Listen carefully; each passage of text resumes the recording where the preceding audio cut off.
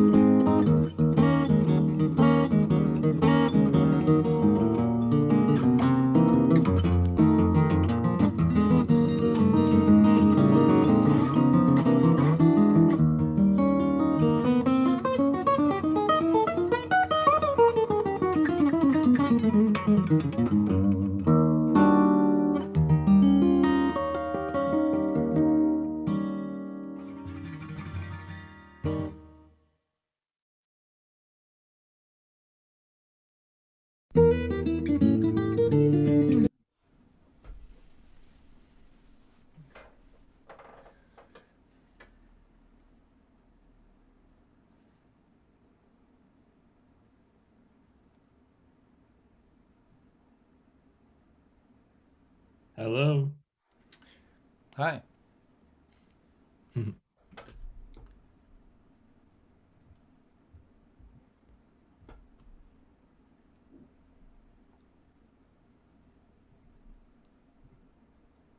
we go.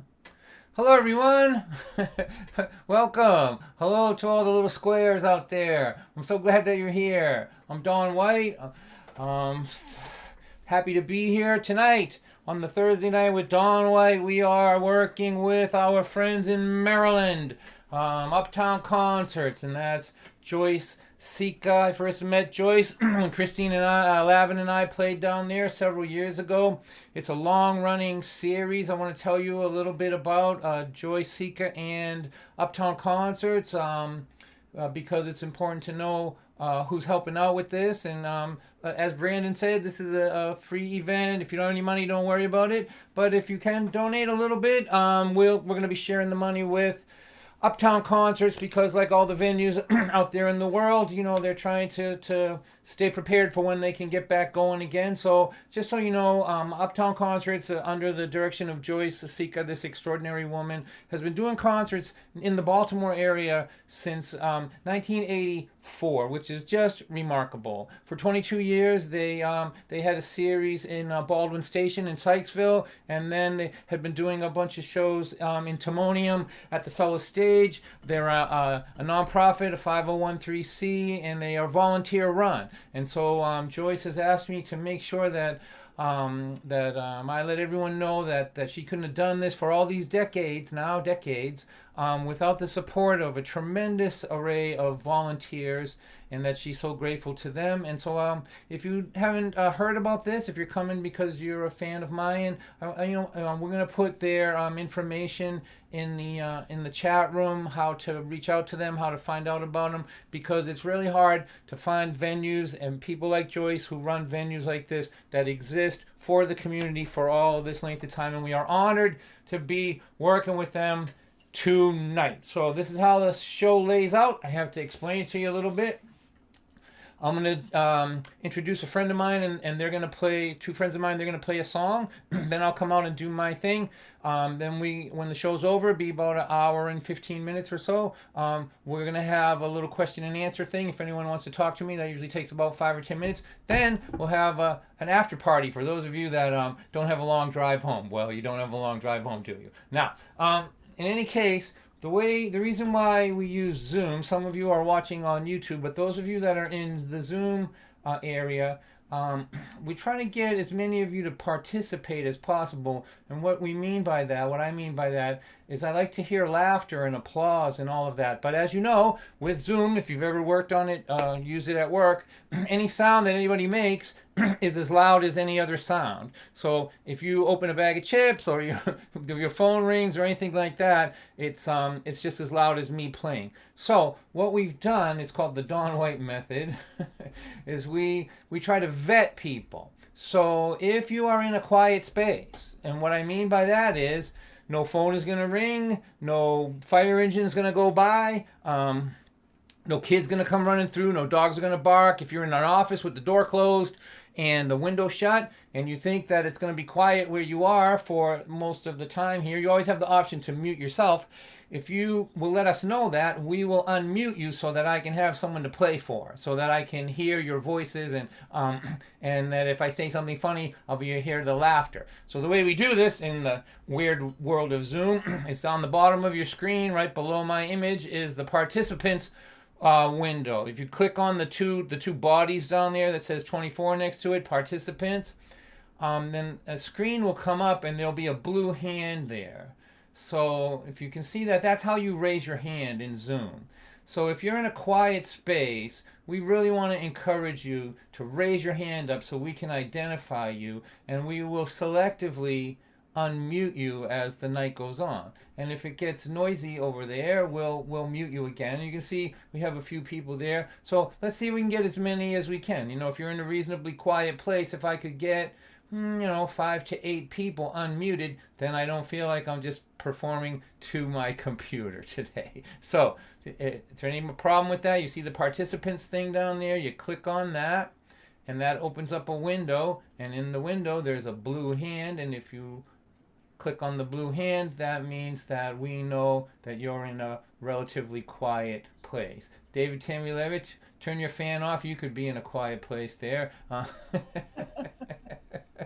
You gotta help me out here. So we'll see. You're all very shy and in noisy places, I see mostly, but we'll work with the amazing three: Alan, my buddy Alan from Kansas, Melissa, who comes a lot of times, and Tommy from Nebraska. So we have a lot of people from around the country going to participate here tonight. So I want to introduce one of the things that I like doing here with these shows is showcasing my friends and people that you might not have known or might not have got to hear. So to start the show with one song tonight, and then they'll come back later at the after party, I want you to welcome my friends John Svecki and Heather Quay. And the way we applaud, if we're not, those of you with your hands up, you can applaud and we can hear you, but the rest of you just go like this here.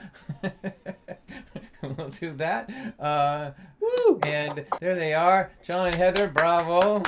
So these are dear friends of mine that I've known for way too long. When I first met them, I was 50 pounds lighter, but I'm glad to see them. And so go ahead, you guys, get us off to a nice start here tonight. We'd like to start off with a thank you to Dawn for having us. A hi to all of our friends across the country, our new friends. And we'd like to start with a little song of, I guess it's sort of longing for community at this point. Exactly. My mother baked the best damn apple pies, but she always said it was Grandma's recipe. They made them on Thanksgiving for 40-something years. She made our house a home to friends and family. Gather round me, my children. Gather round, old friends of mine. Gather round, my door is open. You are welcome anytime. Gather round my kitchen table. It's waiting for you now. Gather round, gather round, gather round.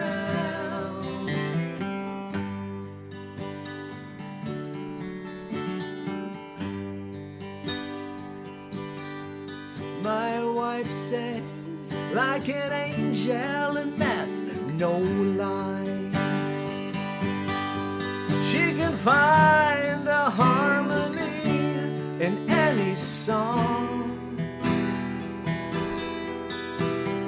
And when we sing together, the whole world disappears.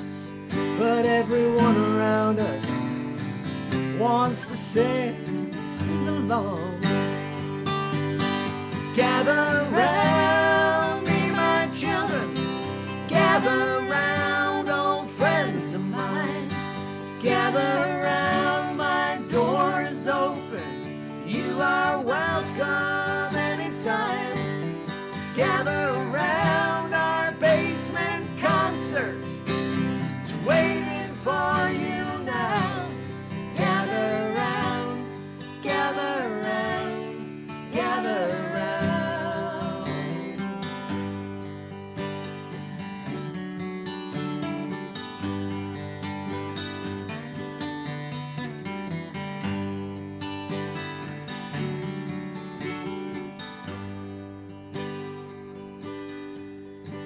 I go to church on Sundays, at least I tried. I'm so hungry for salvation from the news. And when I listen to the sermons and the music in the air, my heart is filled with love and gratitude. Gather round me, my children. Gather round, old friends of mine. Gather round, my heart is open. You are welcome anytime. Gather round my sanctuary.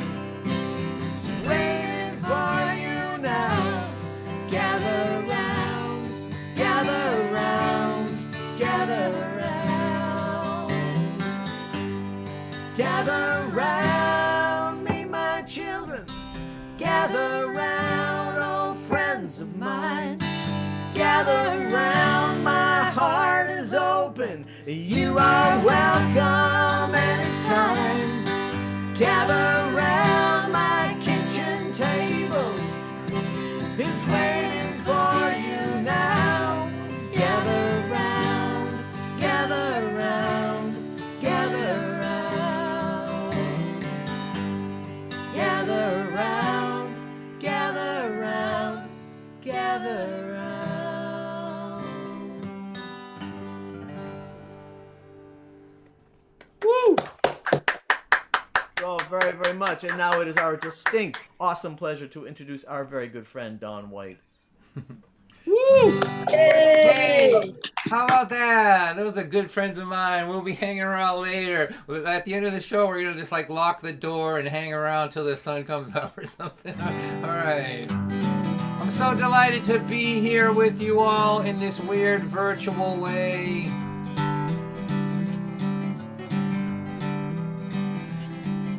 Rascal is a dog, he ain't too bright. Me and Rascal were sitting on the couch last night when my woman come in and started to cry. She looked at us with such terror in her eyes. She said, I have raised these children for 18 years. Now they're growing up and they're moving out of here. And my big reward for all I've been through is this dog is dumb as mud. And you... Yippee-yahoo! Rascal looked at me in disbelief. He said, she can't be talking about you and me. She has got us to spend the rest of her whole life with. Would you please tell her how incredibly lucky she is? And I said, who's gonna love you any better than this? We'll wake you up every morning with big wet kisses when we hear the police sirens in your neighborhood. We throw our heads up in the air and we howl for you. Ow! And that's cool. You gotta admit that's pretty cool. You know I don't believe we had succeeded in convincing her of the outrageous good fortune that had befallen her. In fact, instead of looking happy as she could be, she looked a little bit, well, you know, suicidal to me. But hey, kids go to college, kids move away, but dogs and husbands, that's who stays. To you it seems like a big trick of fate, but me and Rascal don't see it that way. We're thinking, ain't we cuddly, ain't we cute? We're both real funny, we're both real true. There's another thing about us that's very cool. If you scratch us on our belly, our left leg moves. And you gotta admit that's cool. Ow! Ow! I feel so strange by myself howling in this little room, but I'm just gonna keep doing it.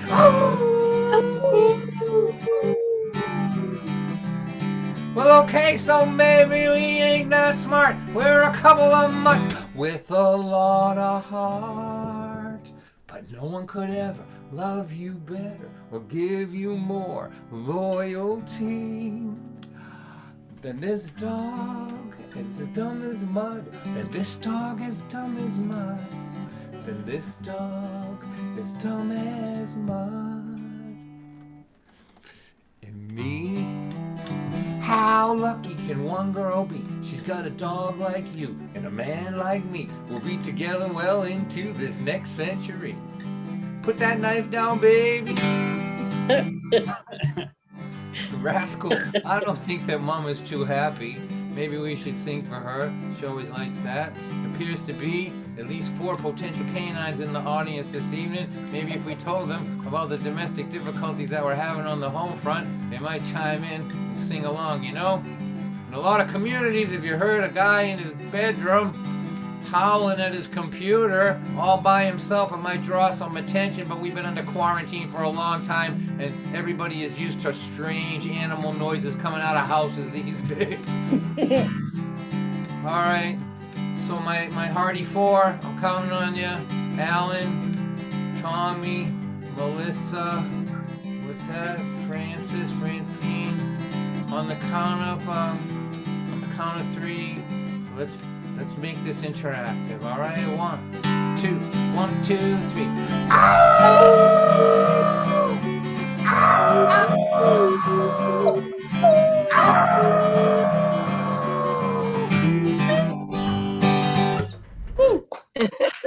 Bravo! There you go. Bravo! All right. I overheard a man complaining how his 401k was not performing quite how he would like it to. As he sipped his double latte and continued to complain, I thought about that day in 1982. We were living in the shack with the outhouse in the back. If I'm not mistaken, you were pregnant too. We thought it might be funny to count up all of our money and discuss all the investing we could do. We pulled our pockets inside out, pulled the cushions off the couch, stuck our fingers way down deep inside. Then we emptied out the pockets of the jackets in our closet, but not one single penny did we find. So after the realization our financial situation was not conducive to investment at this time, we decided to invest in what we've always done best. We danced around the kitchen for a while, we do the victory dance. When life is such a mess, we don't know what else to do. We do the victory dance. When being penniless became literal to me and you. Or you can jump off of a building, take a bunch of pills, you could walk around in a trance. But if you wake up in the morning on the right side of the lawn, go on and do the victory dance.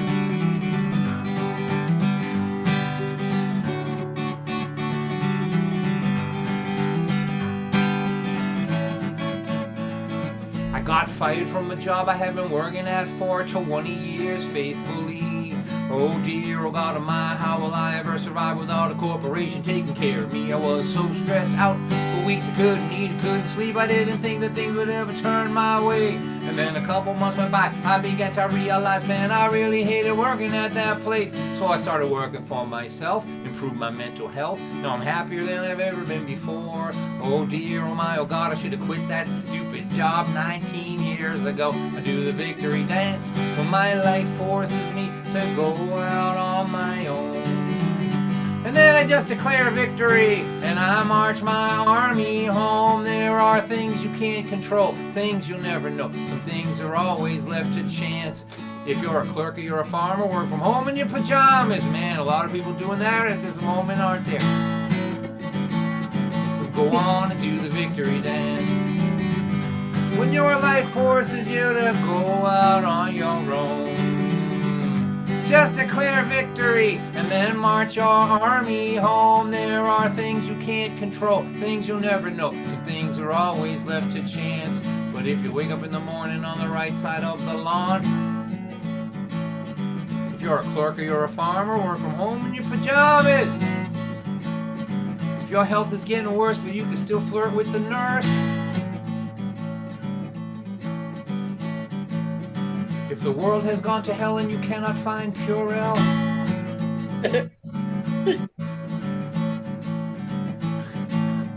If you're stuck in a tiny house with your children and your spouse.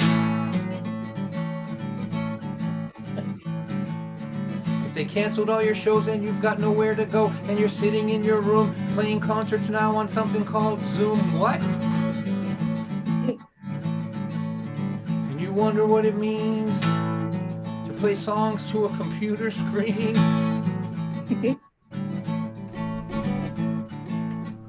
Not across the top are little squares. And your friends are all trapped inside of there.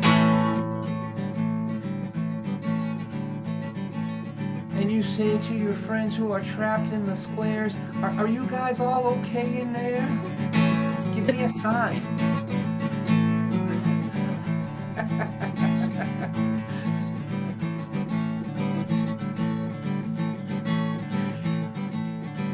Trapped in a square on a computer screen. It's just a metaphor for quarantine. if you lose your money, but you still got your honey. If you lose your honey, but you still got some money. If you find it hard to cope because your kids are all on dope, don't surrender yet. Try not to forget in this game of life we're in. In this game of life we're in. In this game of life that we are in. If you don't die, you win. Woo! Yay! Ta-da! All right, those of you that are new to the group here, you see, let's see, we'd like to get as many of you unmuted as possible so I can hear you and flirt with you. So, go down the bottom, there's the participants icon. It's got two little bodies in it, two little figures. If you click on that, it opens up a window and you see a blue hand. If you click on that blue hand, that means that you think that you're in a quiet place, and we will unmute you so that we can make this just a little bit more interactive. The more interactive it is, the better I feel, and the better I feel, the better the show gets. It's a miracle how that all happens. And so there you go. Got a couple more. Kara, thank you for that. And Nancy Gardella from Martha's Vineyard. Really, they have. Oh, that's beautiful that you drove all that way to this concert here. All right. So, let me tell you a story now that we have a few people I can flirt with here. And so I want to tell you a story about my dad, Larry White. Larry White from Lynn, Massachusetts. He was a cigarette smoking, whiskey drinking, gin rummy playing, talk out the side of your mouth, 40 years at the GE, bartending, World War II, manly man. If I ever brought him to a folk concert, especially one on the internet, his molecules wouldn't hold together. He would just dissipate, okay? And he never did one thing he was supposed to do in order to live a long time. He hadn't eaten a vegetable since the 50s. He hadn't cracked a sweat since World War II. He just ate red, bloody meat and smoked cigarettes with no filter on them and ate whatever he wanted and just kept living. My last good conversation with him, he said to me, Donnie, that's the way he talked, Donnie, I found a new fried clam place. Like, Dad, what did your doctor say about eating fried clams? He's like, my doctor? I'm like, yeah, the one that told me to stop eating fried clams? I'm like, yeah. He died 20 years ago! You want to live to be 82? Come on, come with me. I got some fried food for you, young man.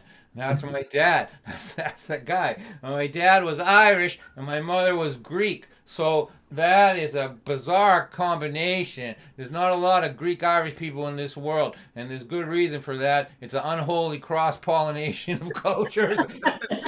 As we know, we all know, those two nationalities are forbidden from reproducing. For good reason, for excellent reason. My parents fought everybody to get married. The blood that runs through me is blood that was willing to fight churches and families and everybody. That's the kind of blood that's in me. My dad used to have a saying, be yourself, let them deal with it. Right? That was his thing. I feel like I should write that right here. Be yourself, let them deal with it. Right there. It's a great thing to be. And so when I play in the Midwest or for Unitarians, I play for Unitarians a lot, and I love them. They're beautiful, but I feel like they bruise easy. I worry about them. You know, I just worry about them. Sometimes when I look into an audience of Unitarians, it just looks like in every seat there's like a overripe peach. Just like if I touch it the wrong way, it's just gonna start leaking out. You know, like, they bruise easy. I love them, but I need them to toughen up a little bit in my shows because in my family, because of my parents, brickyard parents, there's a lot of edge on us, but our hearts are huge. If you are in trouble, we love you and we'll take care of you, but there's going to be some edge on us on the humor. So these are the two things I say to my Midwestern friends are kind of like this too, and my Unitarian friends. If you're in my house, if you're in my world, here's two things that you need to know. One, if we're picking on you, that means we like you. If we're quiet, you really should leave. So with that in mind, let me tell you about my dad. My dad was an observer of people. He made his way by observing. He was a card player and a bartender, and he could read people. He would read them. He would understand what their weaknesses were, and he wouldn't say anything. He would take the information and he would put it in what he'd call his ass pocket. He goes, I would take, like, if let's say he saw 4 people at a table. Let's pretend this was a venue, and there were 4 people right here in front of the table, and he knew one of them was lying to another one. He would study that person, and he would look for a tell, like, do they twitch when they're lying? Does their voice change? Do they raise their eyebrow? He would look for it, and then he said, and when I find their tell, Dawn, he would say to me, I would take that and I would put it in my ass pocket. And ass pocket, for those of you that don't know, is a 1940s term for database.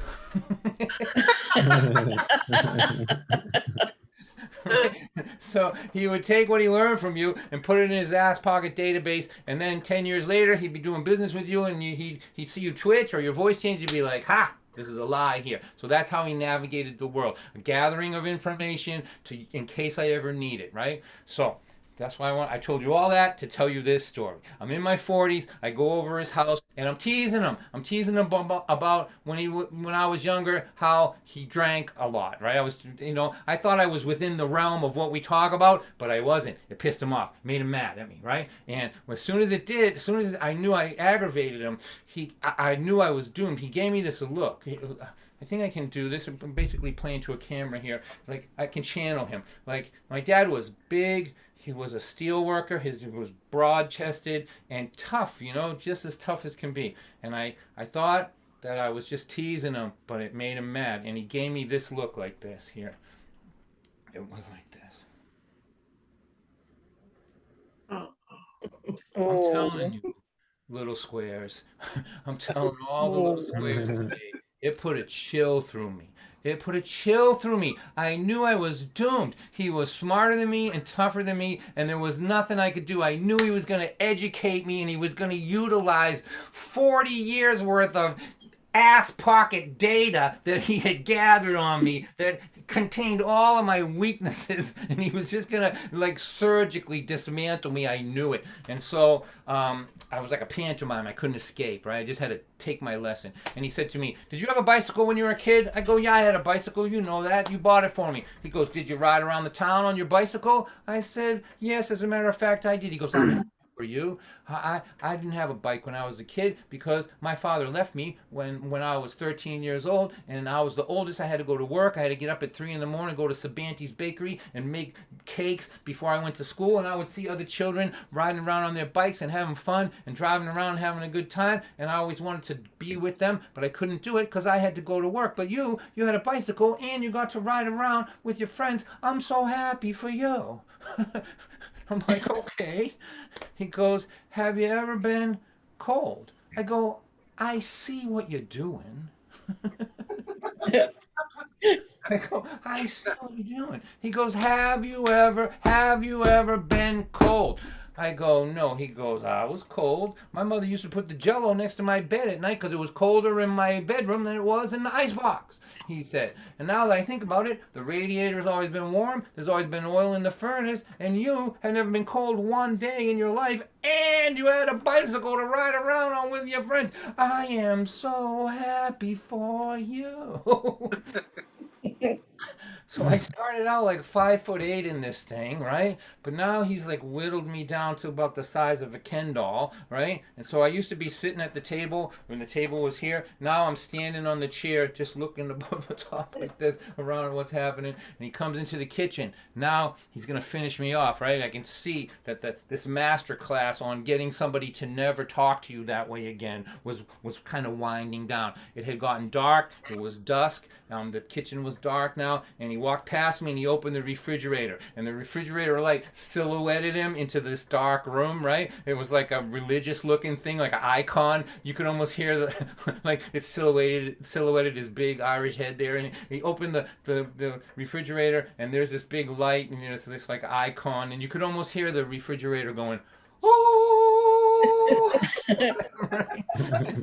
And he starts talking to the mayonnaise and the eggs and stuff in the refrigerator. He's like, have you ever been hungry? I'm like, I'm behind him. He's not talking to me. He's looking at the refrigerator. He goes, have you ever been hungry? I go, no, Dad, never been hungry. He goes, I was hungry. We ate mayonnaise sandwiches for days. He goes, my mother used the same tea bag for 10 cups of tea. He goes, but you, never hungry, never cold, and you had a bicycle to ride around on with your friends. I am so happy for you. And like, I could see the words coming out of his mouth like they were like little sentences, and I noticed that they were wet, and then I thought to myself, he had been marinating them in sarcasm for the last year, just waiting to say them, and here they were coming out just dripping with sarcasm. I am so happy for you. Then he came over and he was going to finish me off now. And I was thinking about how smart he was. Like, you know, here's the thing. He could have called me names. I'm sure he thought of many names that he could have called me for doing what I did, for saying to him what I did. Or he could have yelled at me. But he didn't, because he was smarter than that, right? When you yell at somebody, they can defend that. When you're being yelled at, you're not defending yourself against the point the person is making. You're defending yourself against being yelled at. So it's easy to defend. You know, you're not thinking about what great point this person is trying to make. You're thinking, stop yelling at me, right? So that's why yelling at somebody is a weak way to get them to change who they are or change how they think. But he just sort of dismantled me surgically with questions. Are you hungry? Have you ever been hungry? Have you ever been cold? Did you have a bike? And you know, until I was, you know, molecular. He just like whittled me down to, you know, like a speck of dust, basically. And then he came over and he leaned over to me like this. And now he's going to finish me off. And he's got ham and cheese in his hand. And he said, look, you can say whatever you want about how I raised you. I'm a full-grown man. I went to war. I'm not afraid of you. I'm going to love you no matter what you say to me. You can't hurt me. Something's not going to hurt me. He goes, but you need to know something. And I can't believe that you're 40 years old and that I have to explain this to you. And he said, this life that you had, never hungry, never cold, able to have a bicycle and to laugh with your friends and not have to go to work at 13 years old and never stop work until you retire, right, from 13.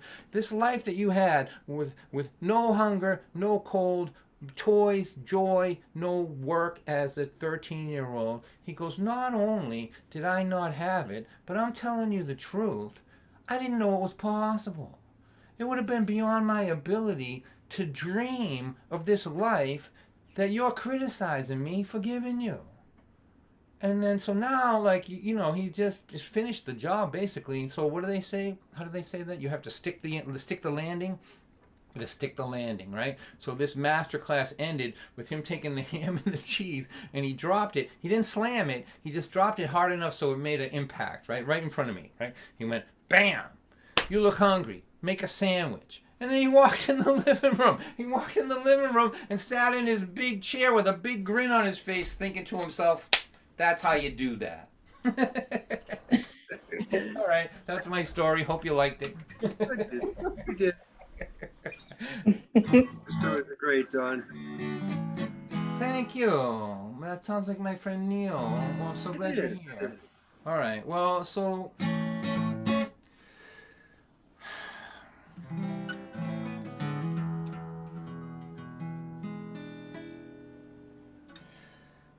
Our kids are grown, they're both in their 20s.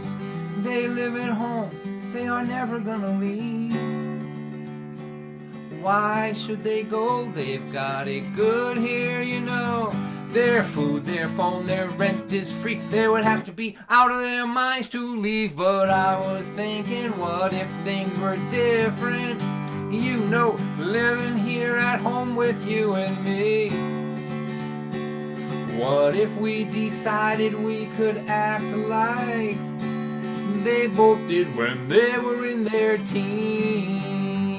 So wake up, mama, climb out of this window. I have got the key, let's steal our daughter's car.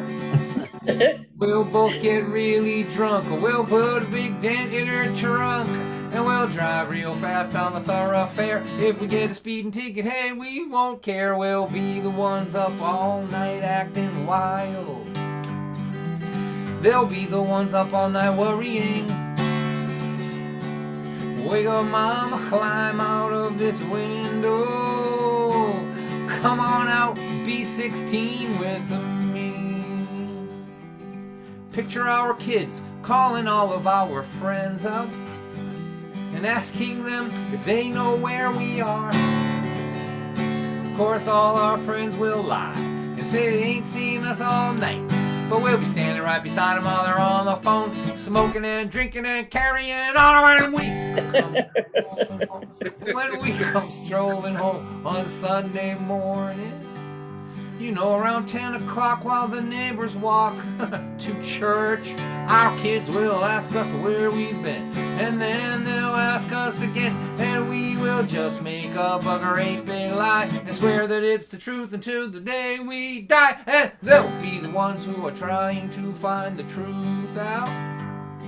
We'll be the ones who are lying through our teeth. And under pressure, we'll confess that we had unprotected sex. That will gross them out so much they might just start to think about moving out. Let that sink in a little bit.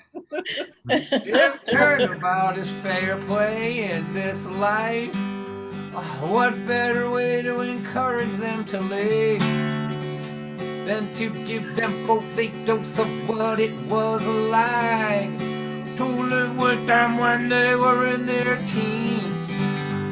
So wake up, mama, climb out of this window. I have got the key. Let's steal our daughter's car.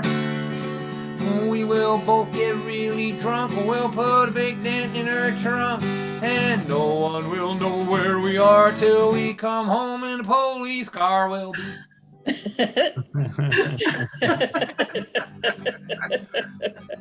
we'll be the ones up all night acting wild. They'll be the ones up all night worrying. We go, Mom, climb out of this window. Aw, man, be careful. You're not as young as you used to be. That's 40 feet down there. I should have brought a ladder, probably. Oh. You know what? The kids are both drunk and passed out. Let's just go out the front door. Come on out and be 16 with me. All right. Hey, Don. Hey. All right, so let's play a little Zoom game. If you know how to do this, if you use it at work, so put it on gallery so that all the squares are covering me up here. So you know how to do that. Reach up in the right corner and put it on gallery so you can see a whole screen full of people. So there you are right there. So I can see a bunch of you here. Let's see, and get as many people in here as possible. All right, so here, go like this.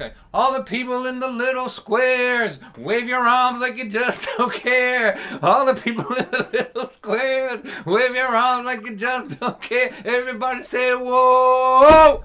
Whoa. Whoa! Whoa. Ladies and gentlemen, you have just participated in the dorkiest rap concert of all time. Thank you very much. Congratulations. All right, so reach up there and click on speaker view now. We'll go back to me now. I just wanted to do that. I just wanted to do it. I'm trying to have fun with this. All right, now, here's a new song. It's from my most recent album called Live at the Guthrie Center. Recorded an album at the Guthrie Center in Great Barrington, Massachusetts last August, and the Guthrie Center is the church for all you old hippies, and I can see you out there. There's a lot of gray in this crowd here, I gotta tell you. Now, it was the church where Arlo Guthrie took the garbage from in Alice's restaurant. So Arlo bought that building in the 90s, and he's been doing fantastic things with it, feeding the homeless, church services, anything you want, you can pretty much do there. But they have concerts there, and we recorded an album there called Live at the Guthrie Center. And here's a song from it, and this is a song about my state, Massachusetts. I am from Massachusetts, and now in my state, like Colorado and Michigan and other states, weed is legal here. It's legal here, and I'm okay with that. I don't smoke it myself, but I'm glad people aren't going to jail for it. That's my feeling about it. You know, if you got pain, go ahead, take it, whatever. This is my concern, which are discussed in this song right here. Two things. One, in Massachusetts now, in Lynn, where I live, you can't go anywhere and not smell it. Nowhere. Like you can go jogging and come home totally stoned out of your mind. It's like coming out of churches and kindergartens and police cars. It's just everywhere, right? You pull up to an intersection. There's 3 other cars in the intersection. Smoke's pouring out of all the windows, and you're like, go ahead, the light is green, go ahead. And they're like, no, man, you go, it's all right. We're just gonna hang around here for a while. We like the way the lights look, you know. So you kind of have to deal with that now, because now you can just go buy it. You don't have to like get your doctor to lie about your glaucoma or anything, you know. You can just go have it. And so again, I'm okay with it. Here's the problem, and I can see lots of people here that are here tonight. I know you, and I've talked to you, and when we talk, I listen. And I try to remember what you say, because conversation is important to me. It's one of the ways that I grow. So when somebody says something to me that is new to me, maybe it'll change me. So I am a connoisseur of conversation, I guess you'd call it, right? So I believe that people like me who love crisp, focused conversation. I believe in this new world that we're in. I think there's going to be like a stoner zombie apocalypse, and that those of us that love conversation, we're going to have to go underground. We're going to have to go underground to like speakeasies, or I'm calling them speak coherently easies. That's what I'm calling them now. All right. So I maybe I'm losing you. I can see that some of you are getting high right now, actually, in the little square. So that's okay. Don't worry about it. You thought that you had shut your video off, but you didn't, and I can see what you're doing. All right, so here we go. Here's the song. It's called "This Is Nothing." I sat around with a bunch of stoners. I listened to them talk all night long. They were sure that their conversation was deep with meaning. They were wrong, 'cause when you smoke it makes you stupid. I thought you knew it, but I was wrong. We're not having a conversation. This is nothing at all. My friend Harry, he lit up a fatty to celebrate my brand new job. I watched his brain float out of my window. He left me talking to an empty block. 'Cause when you smoke it makes you stupid. I thought you knew it, but I was wrong. We're not having a conversation. This is nothing at all. So I have to get in character for this part, so let me droop my eyes a little bit and start talking like deep thoughts, deep stoner thoughts here.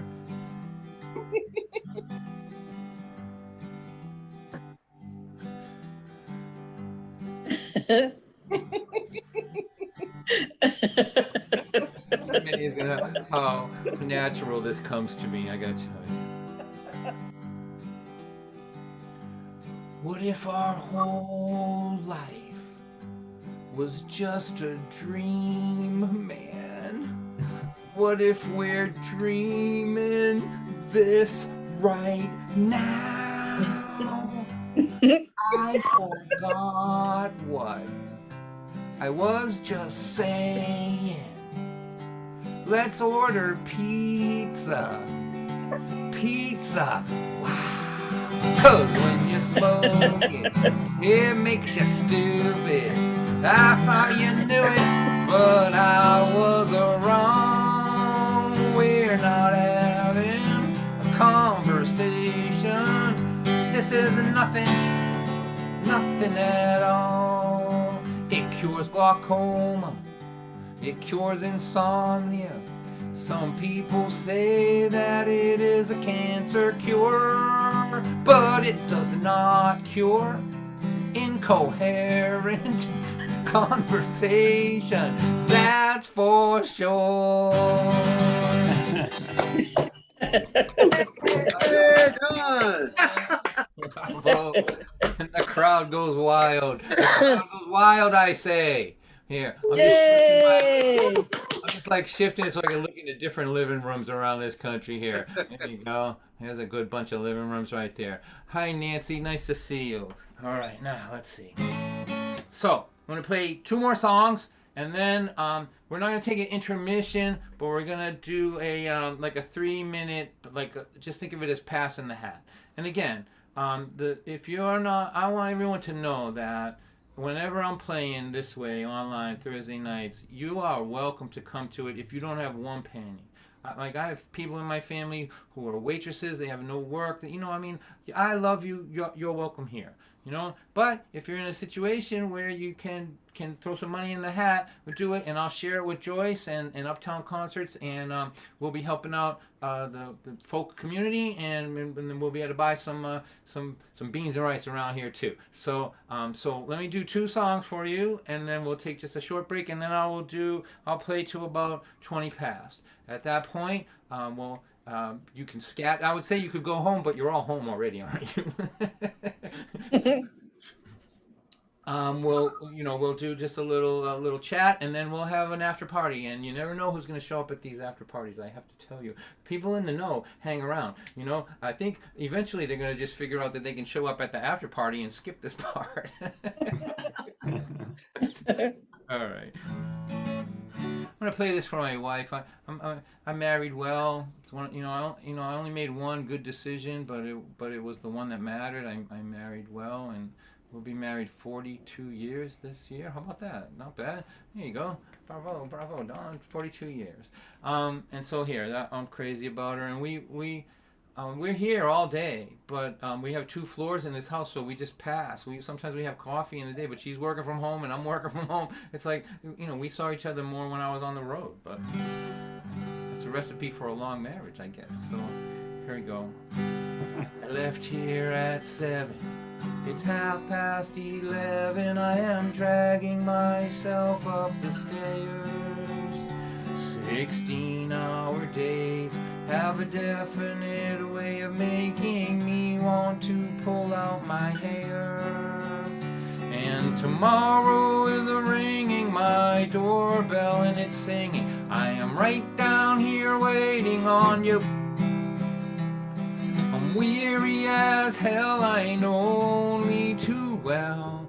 There's not a whole lot I can do. And Terry is sleeping alone with the TV on. I am on the edge of the bed, and some guy on my TV is talking right to me. I don't hear a word that he said, because my mind is working against me, pointing all of my faults out to me. But hey, me and all my imperfections are tired. We just need to get us some sleep. I just need to lay me down beside my sleeping lady, and the only sound will be of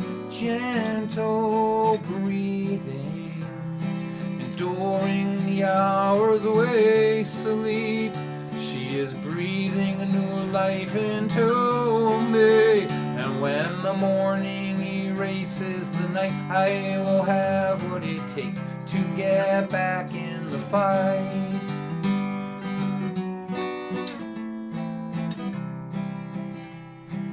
Her breath is heavy, or light, or unsteady when I lie beside her this way. My body naturally knows that it has to be breathing the very same way. please don't ask me about being married. Oh, how could I ever explain to someone what it means to a man to lie by his companion, with their two bodies breathing as one? I just need to lay me down beside my sleeping lady, and the only sound will be of gentle breathing. And during the hours we sleep, she is breathing a new life into me. And when the morning erases the night, I will have what it takes to get back in the fight. When the morning erases the night, I will have what it takes to get back in the fight. All right. Yeah, Don. All right. Tribute to Teresa. You're the best, Neil, my man. All right, so let me sing this song. We'll take just a 3-minute break, sort of pass the hat, and then I'll do another 20 minutes or so, and then that'll be it. So I want to thank Joyce, Iike especially, not just for what she's doing here, letting me be the first show, come in and be the first show for Uptown Concerts Online, but really what she's done for decades in this community. I mean, just think of how many coffee houses I played in my life, and how many places that I've played. I've been on the road now for decades. And it is really rare to find just a venue that has existed that long, but to find a single person who's dedicated, you know, when you lose a building, you find another building, like a person like that is really rare. So I'm just honored and thrilled to be working under the umbrella of Uptown Concerts tonight. So how about, again, nice round of applause for Joyce there. All right, Joyce. Give it this way if we can, but the rest of you there. So we'll do this tune and then be back in just a couple minutes. There is a little girl with pretty curls. She's about 5 years old, and she is waiting at the gate for her dad to come home. When he pulls around the corner in his shiny white car, she feels the magic light up in her heart. And he picks her up and he holds her. He says he missed her. He's glad that she is here. As the child lays her head on his shoulder, she whispers these words in his ear. Daddy, I know exactly what love is. Love is real simple and true. Love is this feeling my heart gets when I'm being held close by you. Now she is 20 and there's plenty of love everywhere. She's getting married, so her family and her friends are all there. They've gathered this morning to stand at her side as she waves goodbye to this time in her life. And they each take a moment to hold her and to tell her what she means to them in a world that seems to keep getting colder. She has been blessed with a warm family and friends. She says, I know exactly what love is. Love is real simple and true. Love is this feeling my heart gets when I'm being held close by you.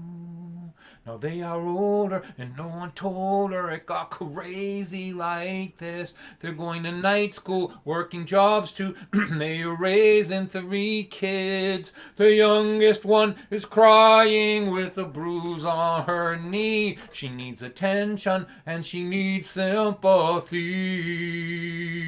And when she picks her up and she holds her, that old magic lights up in her heart. And as the child lays her head on her shoulder, she knows exactly why they're working so hard.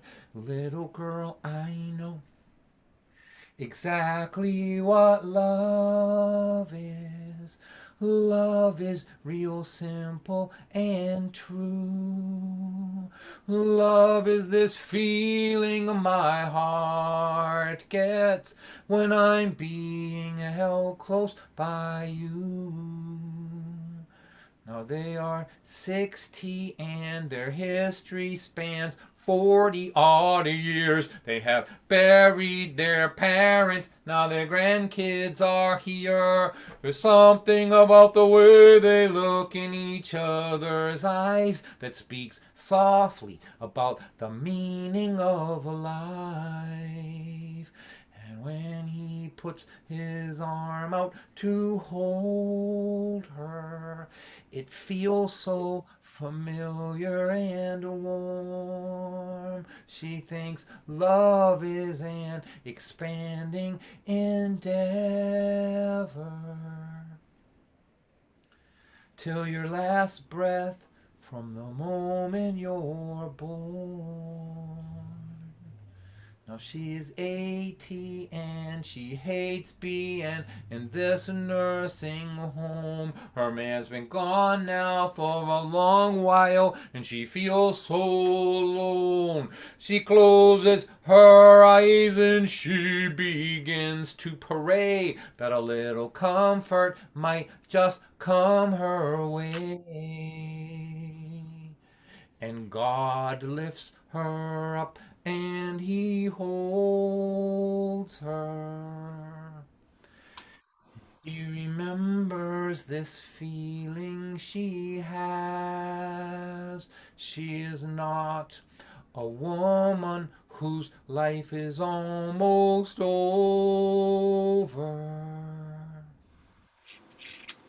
She's a little girl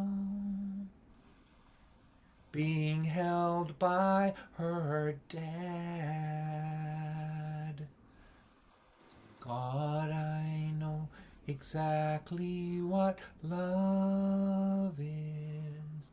Love is real simple and true. Love is this feeling my heart gets when I'm being held close by you.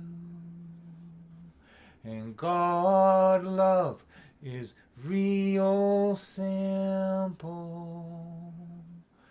Love is real simple. Love is real simple and true.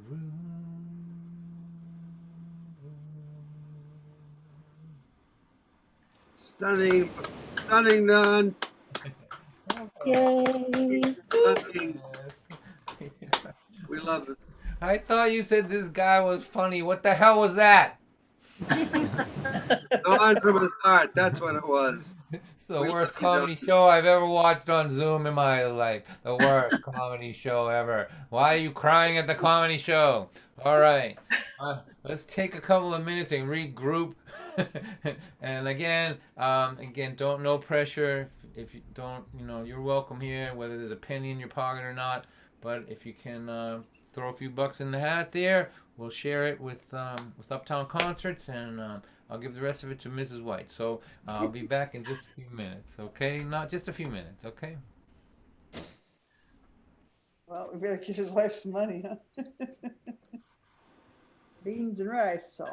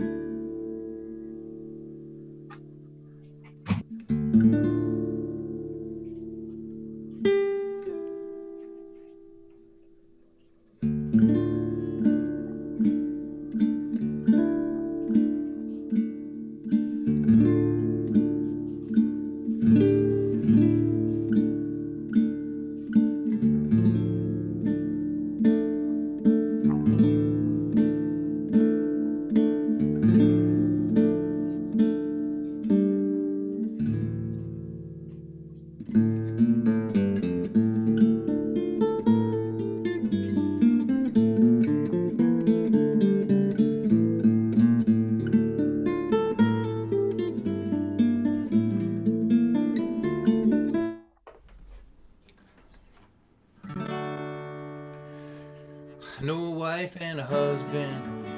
They had a shiny little kid. When that kid turned 16, you won't believe what he did. He smoked a lot of marijuana, snorted cocaine too. Told his parents he was gonna drop out of school. The father pounded on the table. The mother hollered and she screamed. They ran him down to the doctor. The doctor, what does this mean? He put them all on Prozac, right then and right there. He said, you still have your problems, but now you just won't care. He prescribed a little therapy, some supplementary drugs, but he didn't write a script out for a little more love, just a little more love. What the heck could it hurt? It might not fix nothing, at least it won't make things worse. But when you're looking at your lifetime from the end, when you are done, you know it might look a little better to see a little more love. I know a wife and a husband, and they had a shiny little kid. When that kid turned 16, you won't believe what she did. She said, Mom, I'm sleeping over Susan's. That was just a big lie, 'cause what she really was doing was staying out all night. And when her parents found out, they cried boo-hoo-hoo. And then they called the radio talk show. They asked him, what should we do? He said, send her off to boot camp. That was his advice. It was good for his ratings, but it wasn't very nice. Just a little more love. What the heck could it hurt? It might not fix nothing, at least it won't make things worse. But when you're looking at your lifetime from the end, when you are done, it might look a little better, see a little more love. I can see that you're a tough guy. You won't be pushed around. You're not gonna take it. You're good at putting your foot down. You might get killed by lightning. You might get hit by a truck. But if you are not that lucky, you might just wind up spending years in a rest home without a whole lot to do. But look back on what you did with the time God gave you. Just a little more love. What the heck could it hurt? It might not fix nothing, at least it won't make things worse. But when you're looking at your lifetime from the end, when you are done, you know it might look a little better. Big, rough, tough guy to see a little more love. It might look a little better to see a little more love. Hey! All right. So I'm just gonna pop in the chat for a minute. Is anything weird going on in there? Let's just see. I don't like doing this. I like to just perform. Oh, the 4 digits of your phone number. Okay. You know what, Brandon? If you want to put that in there, I don't think that's really necessary. But what? All right. I'm not seeing that. I think that must just be just to you. This it is just to me. So that's a PayPal thing. So I don't want to get involved with that now. We'll talk about it after the show. How's that? Okay. So here, let's see now. I want to tell you a story. So first of all, let's just not pretend that there isn't a gigantic bunch of pressure on people in this world. So the fact that um, no, I don't want you to think that I'm pretending that that there isn't a lot of pressure. I'm in Massachusetts. We have a tremendous amount of COVID here. You know, I perform with people of all races. I'm in a mixed community here. I feel everything. But what I'm saying, I'm not sure.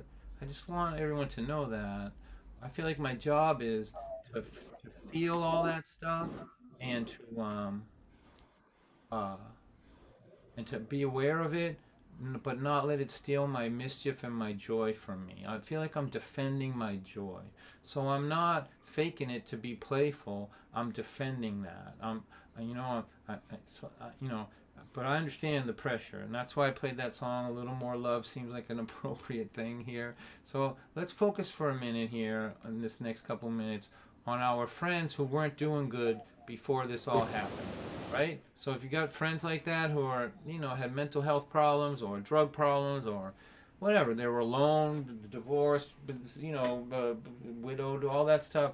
This all be the COVID and all the rest of this stuff. It really, really crushed them. You know, they're like, you know, it's hard on everybody, but it's hard on them. So, you know, I have a Rolodex. That's how old I am. Here, I want to show you this. This is a Rolodex. Look at that. With ink on it. Ink that comes from a pen. That's right, on there. And I go through my Rolodex, and every couple of days I'll call somebody that I know is alone. And maybe I'm the first person that calls them or the only one, you know? It's a little thing, but it's a big thing, right? It's a big thing and a little thing that we can do here. I'm going to tell you this story here. This is a story called My Messed Up Friend and His Backhoe. Okay, so here's the deal with this. I have some friends that have problems, but it's not. I've seen it from the other side. I have been the friend with the problem before, right? So it's not like I've seen this thing from both sides. But you got your messed up friend, you know, and all of a sudden you look out your window and there he is. He's driving a backhoe into your yard, and you think to yourself, "Ha, this is a new one. This is definitely new. This is a new experience for me and my messed up friend." And so as when he comes in and he rings your doorbell, and by the time you get to the door, well, you know, and then he starts digging a hole in your yard with his backhoe. And he digs an 8-foot hole, and then he rings your doorbell, and then by the time you get out to come out to the door, he's climbed off your porch and climbed into the hole that he dug, right? So now you walk over and you see your messed up friend in this giant hole that he just dug, and you say to him, what is this? And he looks at you and says, look at this terrible hole that I'm in. Look at how difficult my life is. Look at what a mess everything is. Look how terrible everything looks from where I am. And what he wants, what they all want, what they always want, is for you to climb in there with him. So you can see so you can agree with them about how terrible the world looks from where they are. Now, we've been listening to me probably longer than anybody should have to, really, in my opinion. But if you've been paying attention, there should be one thing that's obvious, and that I'm not a genius. I'm just a guy that talks a lot, basically. But if you come by and you see me down in a hole with my mess up friend, you are definitely not going to see two geniuses down there. You're going to see two people that need to rethink the way they're looking at the world. That's the way I see it. So I don't do it. I don't climb in there with them. And this is what I do, and this is what I would offer to you all, is I paint a portrait of them. I'm speaking figuratively now. Nobody would want a real portrait of themselves that I painted. But I would paint a portrait of them. And the portrait is not of how they see themselves, but it's how I see them. Because in my mind, I can see them when their dreams have come true. I can see them when their potential has been filled. I can see them not the way they see themselves, but I can see them with their wings, with their goals accomplished. And I paint a portrait from that perspective, and I hold it up like this. And I say to them, this is what you get when you come here. This is what I have for you. I am not climbing in that hole, but I will give you this, my vision of how you look to me after your potential has been fulfilled. And what happens, what always happens is that it infuriates them. And they get in their backhoe and they drive away. Maybe they go over your house and dig a big hole in your yard, trying to figure out whether they can get you to climb down in it or not, right? So that's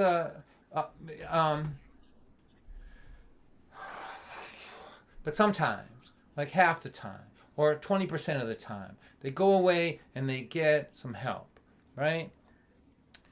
Maybe they get someone to talk to, or they get on some medication, or they find a group, or they find some support and some love someplace, and they deal with their problems. And a year will go by, and your doorbell will ring, and you'll open the door, and there, standing on your porch, is this person that you love so much, and they're standing there exactly the way that you drew them. And I have to tell you, little squares, little people in little squares, it is a remarkable moment to look at this person that you love so much, that you care about, and be able to say to them, look at you, look how beautiful you are. Aren't you glad I didn't climb down in that hole with you to agree with your view of the world in this terrible way that you saw everything? And So I hope that you're well, and I hope that you have people to believe in. I don't want to preach too much here. I just want to say that because I don't want you to think that because there's a lot of humor in this show that I don't feel the pressure. I feel it, but I'm defending my joyfulness, and I want to be useful in the world, right? So I hope that you have people to believe in. It's one thing to have people who believe in you, but when you have people to believe in, as I've gotten older, that seems like the really rich part of living. And so on behalf of humanity, for whom I am the official spokesperson, I want to tell all of you that whatever little things you're doing in the world, I appreciate it, and I acknowledge it. So here we go. This is the real ending of this show. Now I'm going to sing a song called Angel in Pieces. It's a song about believing in people when they're not well enough to believe in themselves. And never has that been more necessary than this day that we're living in right now. I thank you so much for coming out. To walk into the room with your computer in it.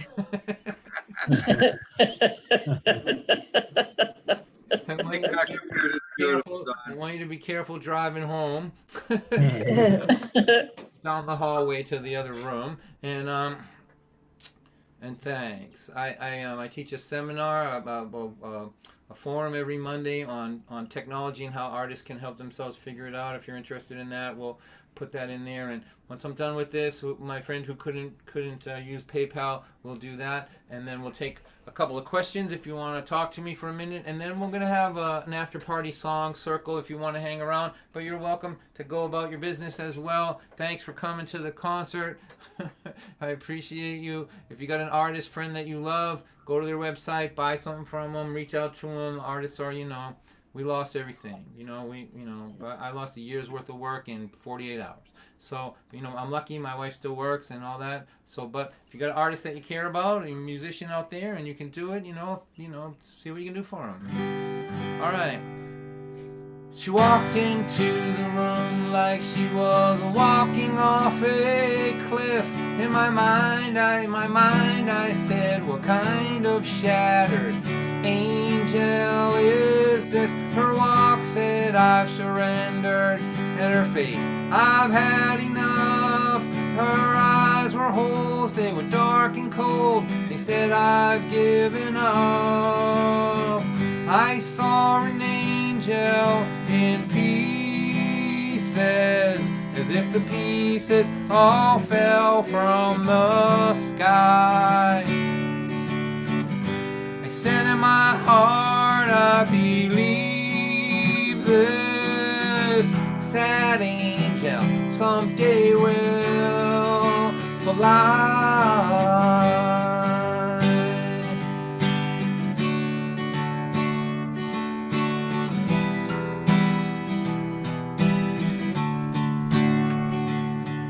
Life rains down so hard upon some people that we know. It tears their faith and their hope away, and they walk around like ghosts, and we see them as they are breaking, and as their spirit dies. But deep inside we still believe they will come alive and fly. I saw an angel in pieces, as if the pieces all fell from the sky. I said in my heart, I believe this sad angel someday will fly.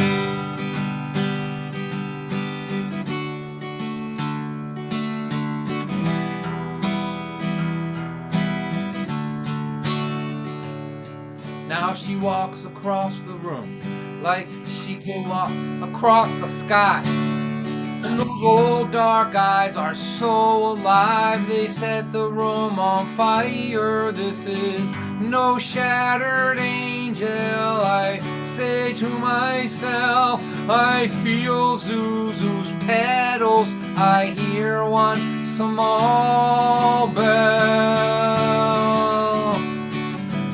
I saw an angel in pieces, as if the pieces all fell from the sky. I said in my heart, I believe this sad angel someday will fly.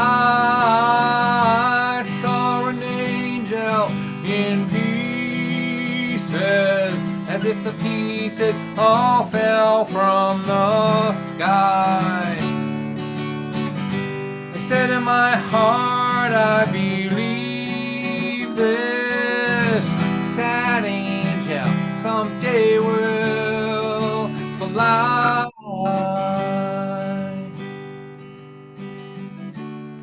Look how beautiful you are.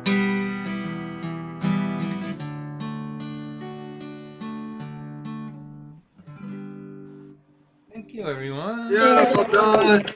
That was great. Ta-da! Hey, Dawn, that was awesome. The whole show was great. Okay, I'm gonna go on gallery with you all and just take a look at you all. Those of you that are brave enough to show your faces. Hello, everyone. Hello. Hi, Dawn. Hello. Thank you. All right, so here, this is what we'll do now. The concert is over. If you want to talk to me for a little bit, if you have questions or anything, we can spend a few minutes on that. We'll have Brandon get rid of all the blue hands over there, and anyone else that puts their hand up, we'll talk. That usually takes about 5 or 10 minutes if you got a question or something not too deep, I hope.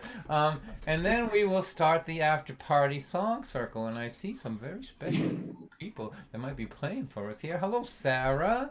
Hi, sweetie. I just made it back. Oh, good. Hey, Sarah. Hi. Sarah has come to every concert. When she wasn't here today, I was off my game. No, I wasn't off my game. I was off my game today. He wasn't. I missed her too, Dawn. I missed her. All right. So, does anybody want to talk to me here? Let's see. Everybody's on my screen right here. Just raise your hands up. You want to say something to me? Like, physically raise it up. Mary Drake, you want to talk to me? Let's unmute you and see if we can find she's you. shaking her head no, I think. Oh no, is she shaking her head no or yes? I'm unmuting you anyway, Mary. You're coming on board now. We're fighting. I'm muting it and she's unmuting it. Okay, we're fighting. Can you hear me? Yes, Yeah. I can. Very good. I enjoyed it immensely. This is the first time I've ever heard you. And to be truthful, I'd never heard of you before.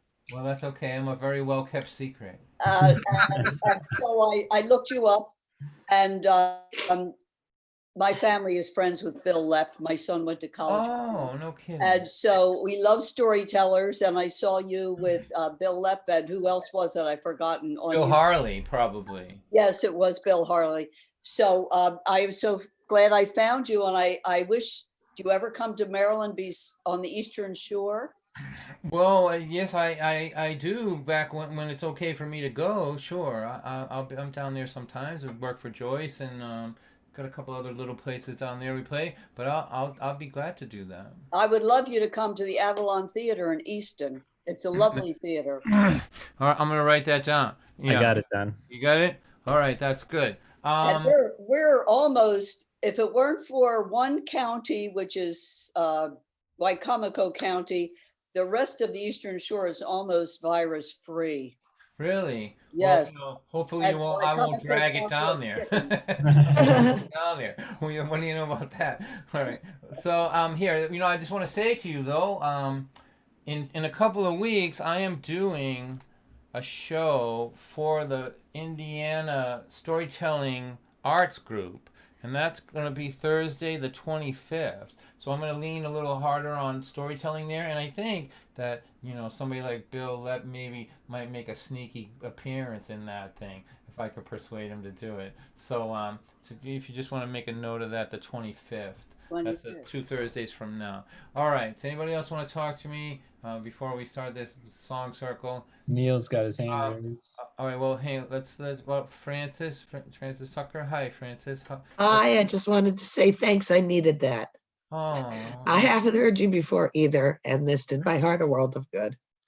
Well, don't be a stranger. You can find me. There's a mailing list and all that on my website, and I'll keep you informed as that's what I'm doing, and I'll take care of you every time. I promise. All right. All right. I'll be there. Thank you. You're welcome. So the Hansons from Nebraska, Marlene. Hi, girl. How are you? Just wanted to say again how much we appreciate this. We love it every single week, and it's really great. We appreciate it very much. Well, what about you, Tom? Are you getting sick of me, buddy? Come on. Is he dragging you into the living room for this every week? Well, it's the best hour of the week. Really love it. You're the best. These guys, my friends from Nebraska. If you have never been to Nebraska, you should go there. People are lovely and beautiful. And my wife and I went to see the crane migration this year. 500,000 sandhill cranes going right by these people's houses over there. So that's something Really awesome. in this world. Yeah. All right. Are we good now? Let's go and see if we can start the song circle. So let's see. We have Joyce, who I'm not sure where she wound up, but she reached out to a friend of hers, James Stanley. I wonder if he's ready or not. And he's coming to us from California. This is a person who's really been, is a legendary performer. Been on the road for years and years, and he's really big, a big supporter of Joyce, and we're really lucky and blessed to have him here. So let's try your sound out there, James, and see what you got. So you unmuted me, I take it? I did, and let's spotlight him too, Brandon, if we could. There you go. You look great. Thank you. Thanks. I'm holding up. You're holding up. Well, we're so glad that you're here, and so glad to showcase you here at the after party. Thank you. And we're going to put your information in the chat. If people like what you're doing, they can catch you online, or they can go to your website and stuff too, James. Okay. So let's have it. Oh, let me turn my phone off.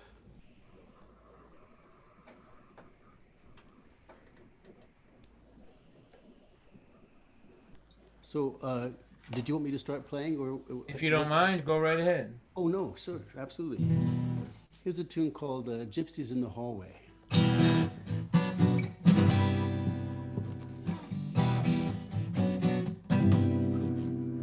There's gypsies in the hallway with their potions and their spells.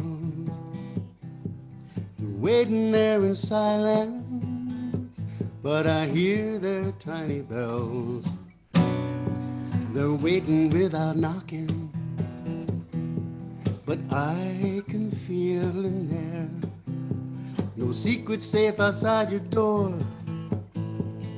Open if you dare. Open if you dare. Open if you dare. No secret safe outside your door. Open if you dare. Open if you dare. There's gypsies in the hallway, gypsies on the stairs. They never stop their whispers, their violence in the air. The melodies are haunting, confused face your secret fears. You think you lost a moment, but really it's been years. Listen if you dare. Listen if you dare. Time is like quicksilver. Listen if you dare. Listen if you dare.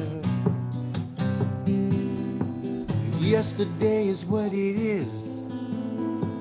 A weave of joy and sorrow. Today is really all you have. No guarantees of tomorrow.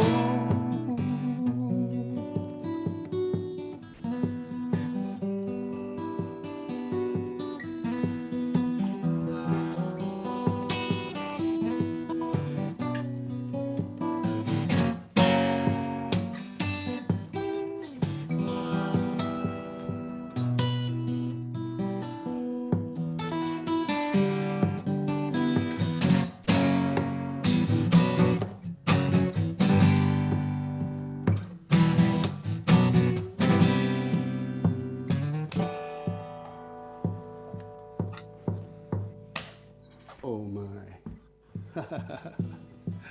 Okay. Gypsies in the hallway. Your fortune's up for sale. 20 bits of silver. And your palms will tell the tale.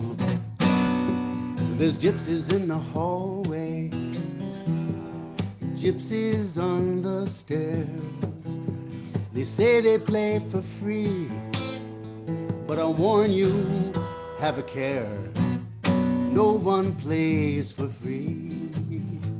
No one plays for free.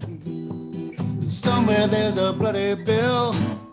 No one plays for free. No one plays for free. No one plays for free.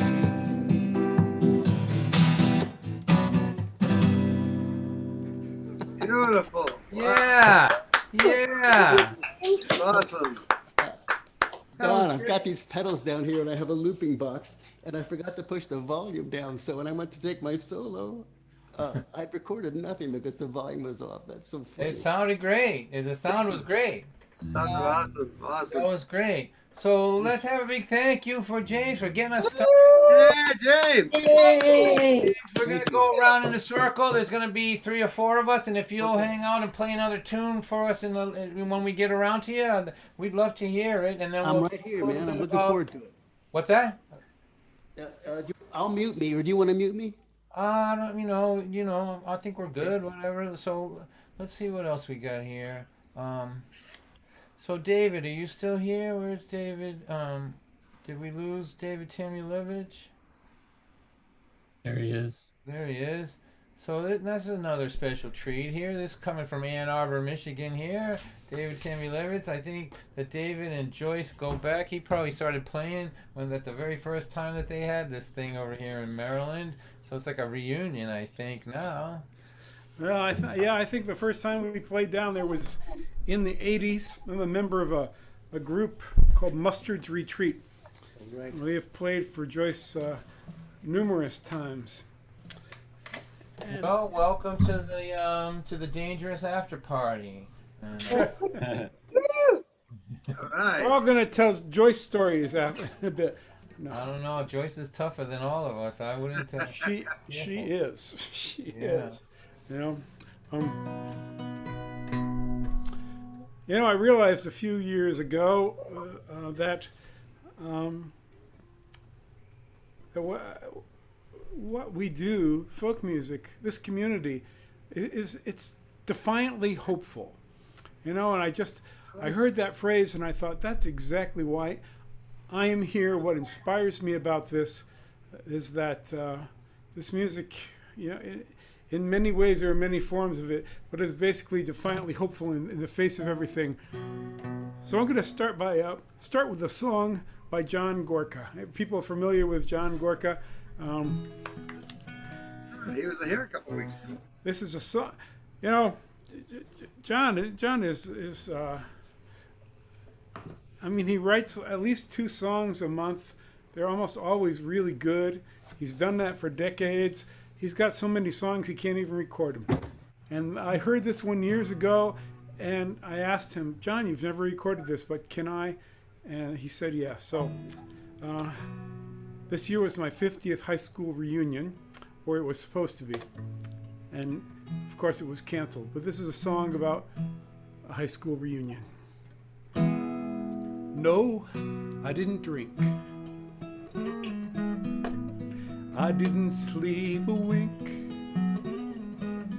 Last night I went back in time.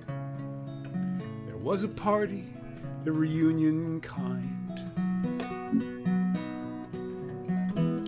The boys were all in ties. Some were in disguise. The hairlines and the frames of men were not as I remembered them. It didn't matter much that we never kept in touch. Talk of work filled the in-between, back to the time when we were 17.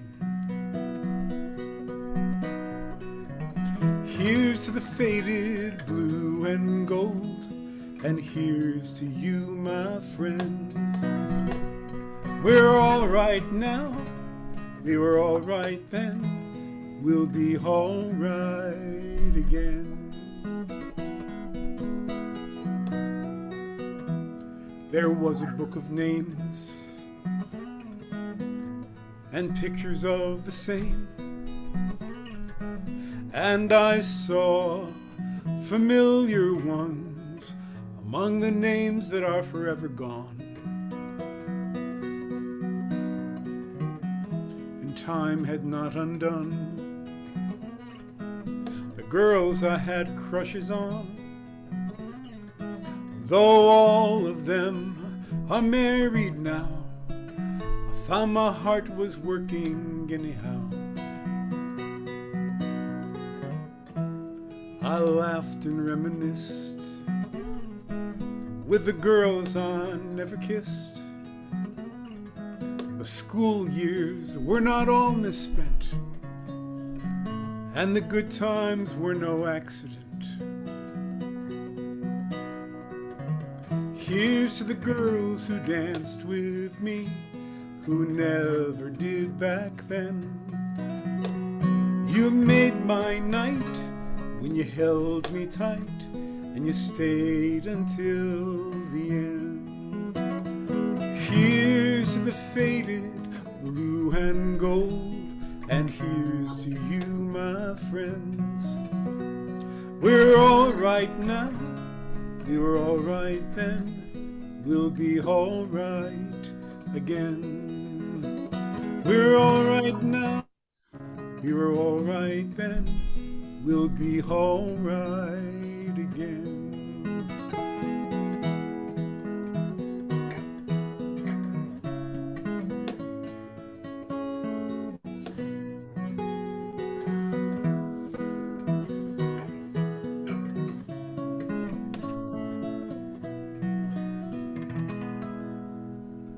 Lovely. Beautiful, David. Wow. John Gorka wrote that song. Wow. You that was played good. it. That's awesome. Nicely done, David. Thank you. So David has some concerts coming up. You can check that out in the chat, and he'll be back around for the Mighty 19 that hang out here. And so now let's get back to our opening act here today. My friend John Fecky and his lovely wife Heather. Where are they? There they are, right there. Hey. There you guys. Welcome back.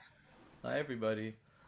It's kind of hard to follow amazing guitar playing on the West Coast and a John Gorka song. My God, you're like, talk about a spotlight. Jeez, we're just gonna do a little song here for you. That, we made up. I mean, I got nothing. So Heather's gonna sing one of her songs. Oh yeah, so we're gonna put me on the spot. It's great. Go for it, man. All right, here we go.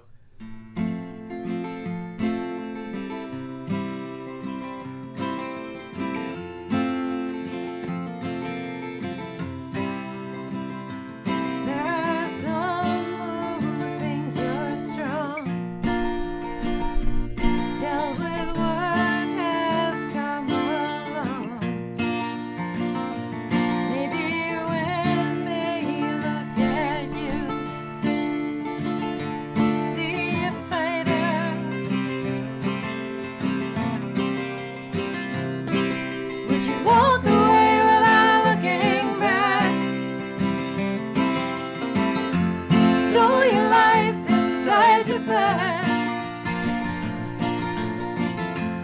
Holy shoes full of thread, an old big lighter. Would you walk away?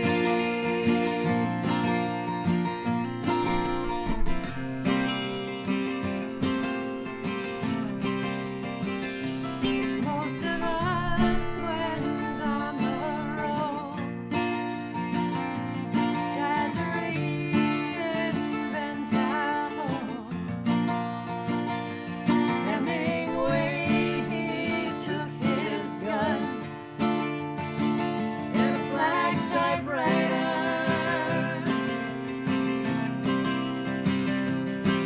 Would you walk away without looking back? Stole your life inside your bag. Holy shoes, full of thread, an old big lighter. Would you walk away?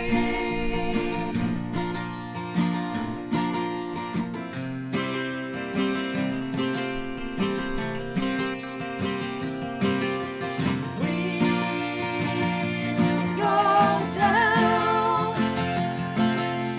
walls go up. You run the ground, still running, still running, still running. Would you walk away without looking back? Stole your life inside your bag. Holy shoes full of thread, an old big lighter. Would you walk away?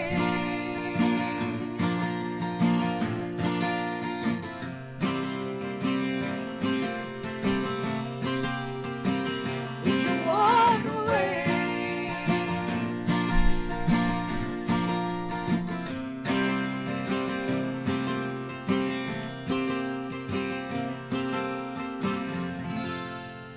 Yeah. Beautiful, you guys. Wow, Heather, thank you, John. you guys That are was great. great. Wonderful. That was awesome. So, John, and Heather, will you tell folks where you're going to be tomorrow night? We'll post it, but you have a gig tomorrow in Belmont, right? Yeah, we're In gonna be Belmont. in Belmont. We're gonna be We're actually going to be sitting right here in our basement. right. We're gonna do a gig for. So we run a coffee house from the UU Church here in Belmont called the Second Friday Coffee House, which has been around for 35 years now, and actually Dawn was supposed to play there with the Loomers in May a couple of weeks ago, and tomorrow night was supposed to be our last night of the season, which we had to cancel. So we decided we'd do one online. So we're gonna be doing it on the Second Friday Coffee House's Facebook page tomorrow night, and at 8 o'clock, and we'll do like a dozen songs or so. And all the money we usually give a lot of the money to charity. All the net proceeds always go to charity. So tomorrow night, we're giving all the money to a local organization called Belmont Against Racism, which is a charity that our coffee house has supported for a number of years. It was started back in the early 90s by a couple of folks who are in our congregation, and they've done a lot of work with the local police department and local town, various groups. So we felt that was a good charity for tomorrow Great. night. So Yeah, That's awesome. awesome. That's awesome, you guys. yeah. Nice. So the as far as I know, Brandon put the link for tomorrow night's event and the link to the coffee house's video page. So we'll start at 8 and we'll play for an hour or so, and it'll be fun. It'll be fun, and then hopefully we'll be able to do like one every month. We might be doing them for the next year or so. So Second Friday. John, online. is it only on? Only on Facebook? Yeah, or- it's already on. It's only on Facebook right now. Yeah, because I can't. I'm not. Yeah, cool. we're We're gonna trying see. to figure out I'm a trying way to to figure do it this. out. In order to make it on two sites, I need to pay for the subscription, or I'll see if I can record it on StreamYard tomorrow night. And if I can, then I'll definitely post it on YouTube when we're done. Oh, that'd be And great. we'll let everybody know if we can make that happen too. So, All right, you guys, thank you. And so let me play a song. We'll go around one more time, and then we'll call it a night. How's that sound? nice.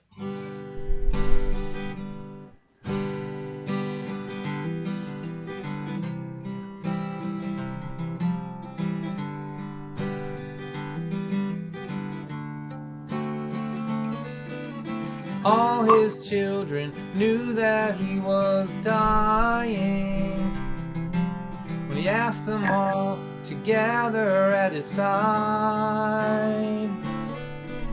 Spoke to them about the joyousness of a living from the perspective of someone about to die. My love for you is what I leave behind me. I see my love in everything you are. When I am gone and you want to find me, believe me, you won't need to look too far.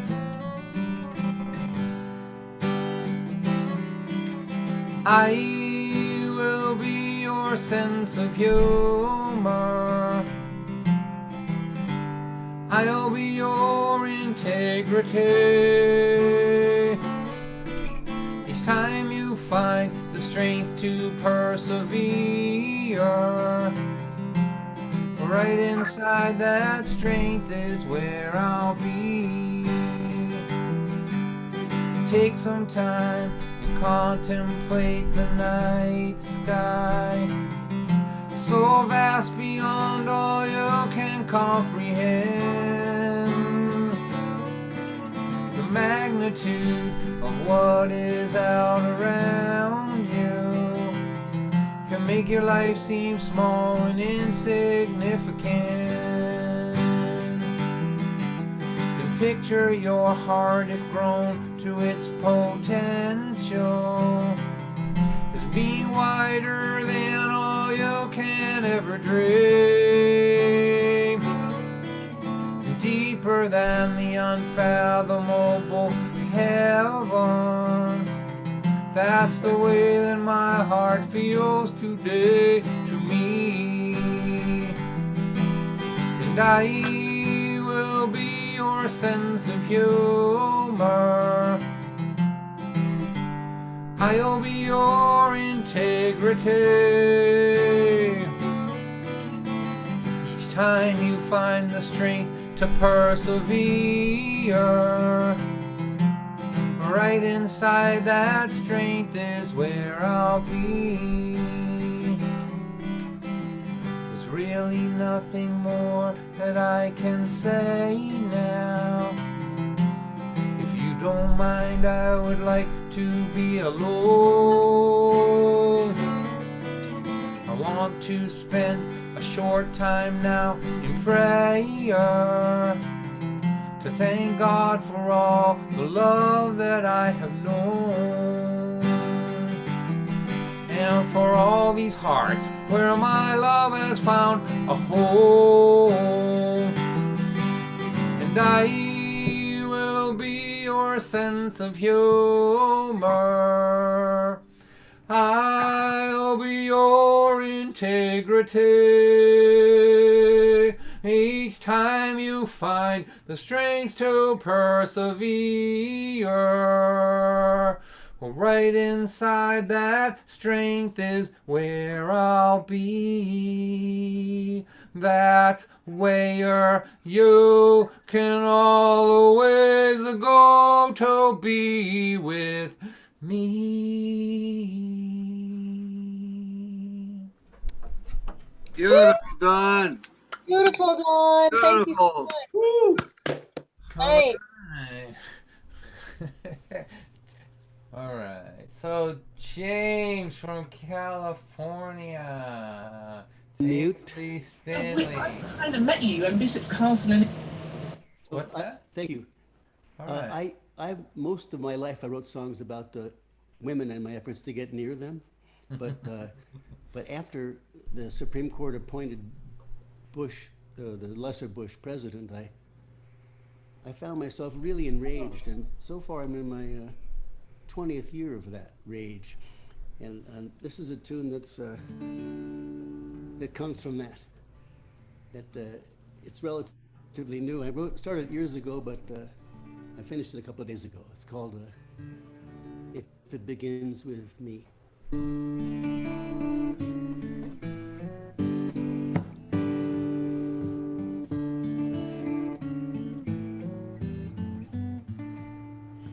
Here we all sit waiting for someone to make it right. I think we could be waiting for a long time. I know we've all got troubles, and we all know who cares. Just one way to turn, and we all know where. If it begins with me, and it begins with you, many more will come later. If it just begins with me and you.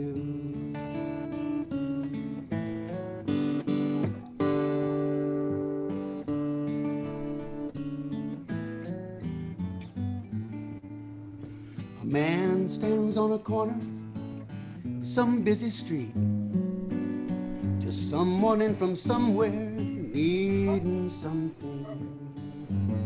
Yet all of us at times have said, that's not my concern.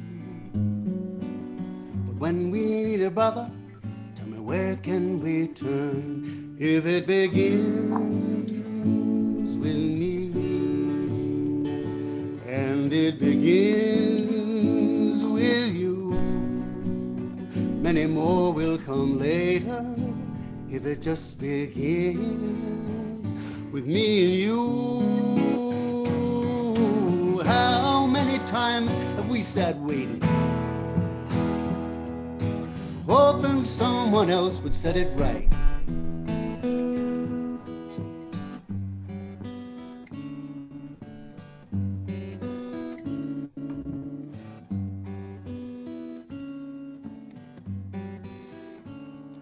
Oh, come on now, tell me who you're trying to fool. And nothing holds as truly as that old golden rule. If it begins with me, and it begins with you, many more will come later. If it begins with me, and it begins with you, many more will come later. If it just begins with me and you.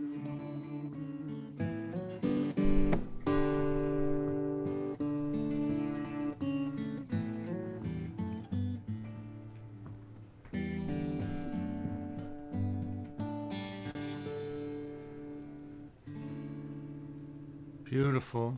Beautiful. Beautiful, James. So much. Thank you. Very nice, James. I do a, thank you very much. I do a Okay. streaming show on Facebook Live at 7 p.m. on Thursday evenings, West Coast time. If you guys are out about it. It's called 15 Minutes of Fame, and I just play for 15 minutes, sometimes a little longer, but I just do a little brief set every Thursday evening at 7 p.m. if you. And James, you've been on more CDs than I have, so that's amazing. So thank you. Well, Great to meet thank you very much for having me. It's Dave's turn, isn't it? Yeah, but let me just ask you a question, James, before we move on. I'm a Taurus. So that's not the question. So you're doing your thing starting on Thursday. What time is that East Coast time? 10. What is 10 it? p.m. Right, it's later. Okay, I get 10 it. p.m. East Coast, but it's, as I say, it's 15 minutes. 15 minutes of fame with me. Get to watch it in my pajamas. Yeah, You know, I'm wearing glad the bottoms.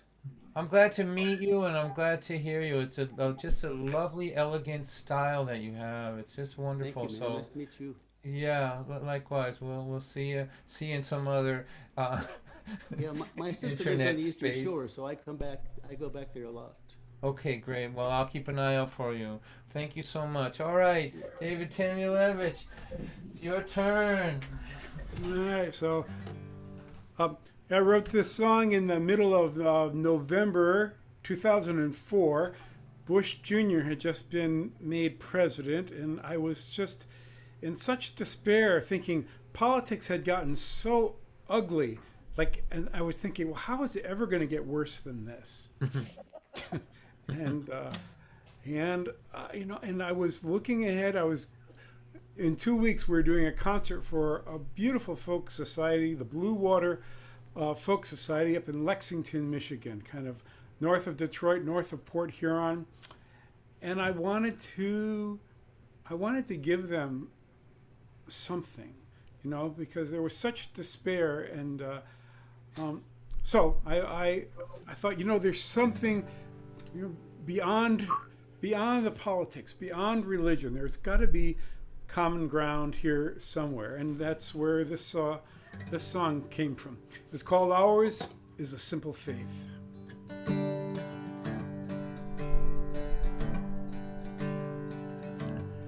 Ours is a simple faith.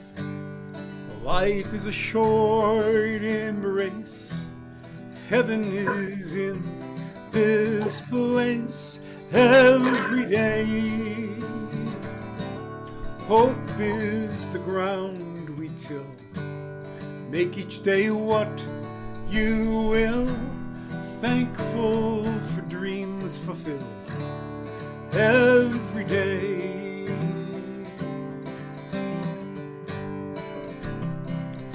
No room in this heart for fear. No judgment day drawing near. Trust that inner voice you hear every day. Life's not a goal or race. It's about heart and faith and living a life of grace every day.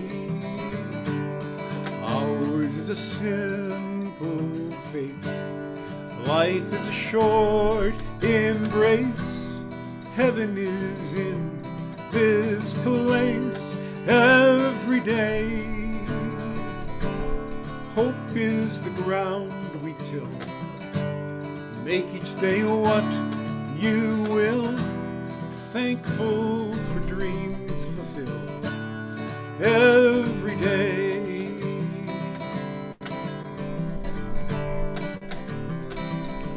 Trust is an open hand, making an honest stand, rooted here in the land every day.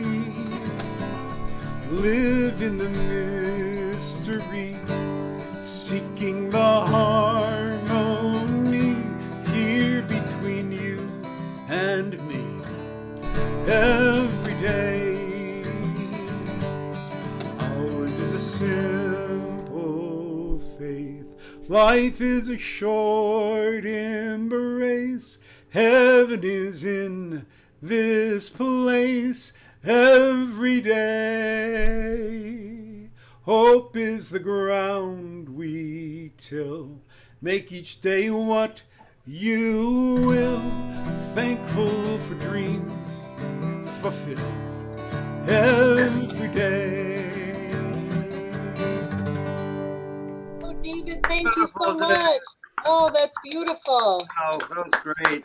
Just what we need right now. Thank you. So great to hear you, David. Wow. Oh, that was amazing. David, that's like an anthem, that thing. Man. Yeah. Yeah. I've been lucky enough to be in rooms with David playing that with hundreds of people singing it. Man, you could lift the roof right off the building with that. You really hit a vein with that one. Yeah, I was gonna ask everybody to sing, but then I realized it would be latency would be, but it was hard not to. We could Wouldn't do want it. to hear my voice anyway. We can, we could sing, but it sounds like the 12th level of hell. Just so you know, because of all the delay. All right, Johnny and Heather, we can wind this thing down here. So listen, thanks for doing this, all everybody. These guys will sing a song, and I'll wrap it up. But I want to thank everybody now. Thanks, Heather and John. You guys sounded great, and thanks for having us. For having us, Don. Thanks so much for having us, David. It's nice to see you again, and James. It's really nice to meet you virtually. Pleasure to meet you. You guys are amazing. Yeah, I mean, really, it's so inspiring. To me, that's been the And best. you guys, part of good this. luck with your concert tomorrow night. I can't thanks. be able to make it, but That's all good. I think that this the best part of the silver lining to me for all of this is like the ability to like be inspired by people that you've only sort of heard of or you are just getting to meet for the first time. Yeah. I just collaborated with a friend I haven't seen since Eddie's Attic in 1995 who lives in North Carolina. He and I just wrote a song together this week.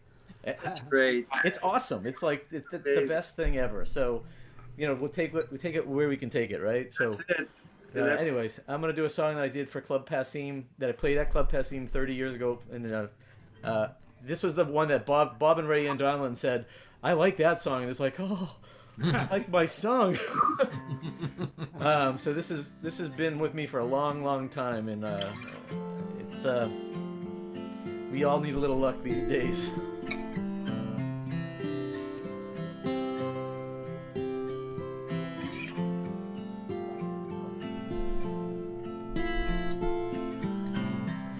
Gives you luck, it takes your breath, leaves a smile and regrets. It gives too much, it takes its share, leaves a tip, keeps the fare. I don't know for sure, but I'm told follows us around. Some people claim it's that copper that's always dropped on the ground. It gives you wealth, takes it back, leaves you retracing your tracks. It gives a damn, it takes its time, leaves you stranded with a dime. Sometimes we need it more than we need anything else. Sometimes we wish it would simply leave us to ourselves. I drop this copper on the ground. So if you're down, you might pick it up. To coin a phrase, this is my way of praying that all through the day you'll have good luck.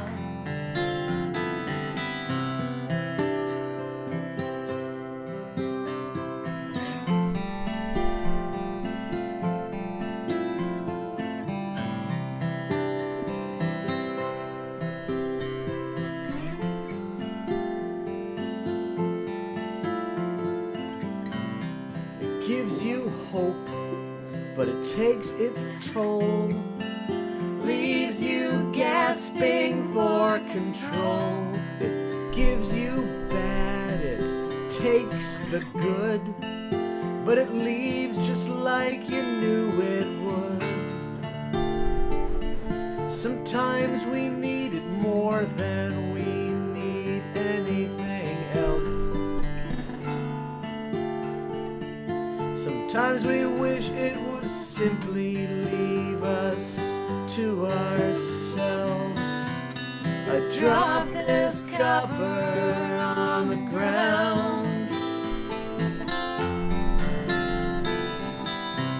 So if you're down, you might pick it up.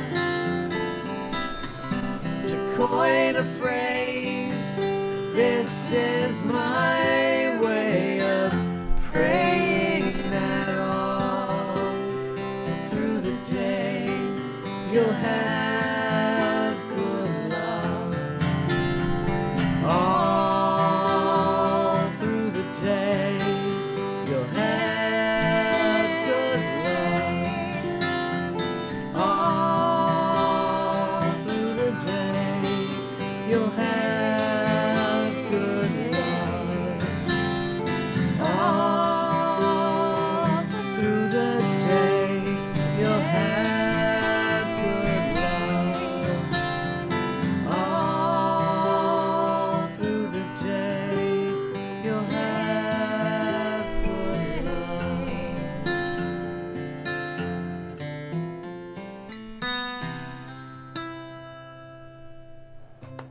Woo! I love that song. Beautiful. Wow. Thanks, John. Thanks, Heather. That was wonderful. Thank you. Are Yes. those guitars both Collings guitars? Yes.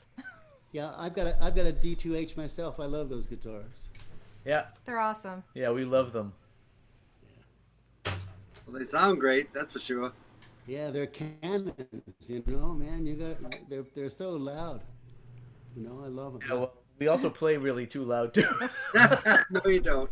I got hands of concrete. Beautiful, both of you. Thank Yeah, you. they really That have was they have a great. wonderful quality. They sound bell-like, you know.